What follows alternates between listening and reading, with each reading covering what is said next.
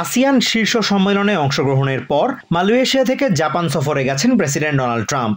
সোমবার টোকিওতে জাপানের সম্রাট নারুহিতোর সঙ্গে সাক্ষাৎ করেন তিনি।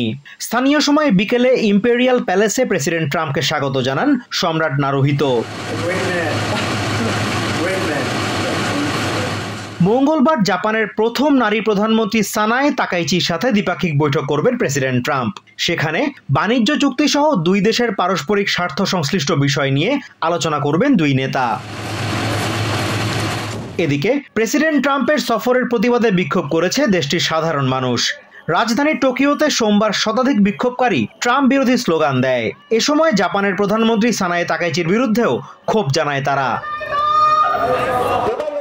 তাদের অভিযোগ, ট্রাম্প চায়নার বিরুদ্ধে যুদ্ধ করতে চাইছেন এবং জাপান সরকার এতে অনৈতিকভাবে সহযোগিতা করছে। এছাড়া বিভিন্ন সময় নারী ও অভিবাসীদের নিয়ে প্রেসিডেন্ট ট্রাম্পের করা মন্তব্যের প্রতিবাদও জানায় বিক্ষোভকারীরা।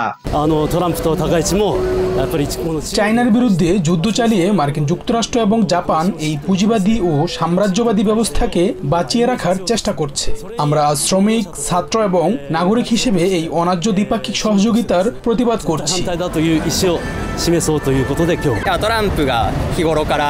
ট্রাম্প প্রতিদিনই বৈষম্যমূলক মন্তব্য করেন। নারী ও অভিবাসীদের বিরুদ্ধে যে মন্তব্য করেন তার প্রতিবাদে আমি আজকে এই বিক্ষোভে যোগ দিয়েছি।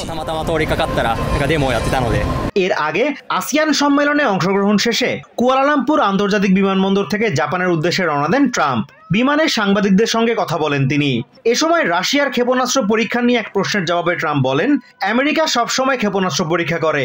এ সময় পারমাণবিক সাবমেরিনের কথা উল্লেখ করে পুতিনকে হুঁশিয়ার করেন প্রেসিডেন্ট ট্রাম্প।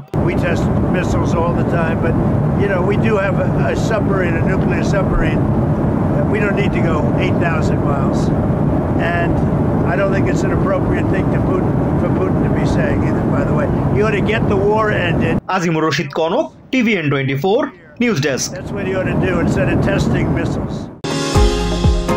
নিউ ইয়র্ক থেকে সম্প্রচারিত TVN24 টেলিভিশন বিশ্বজুড়ে বাঙালির কণ্ঠস্বর।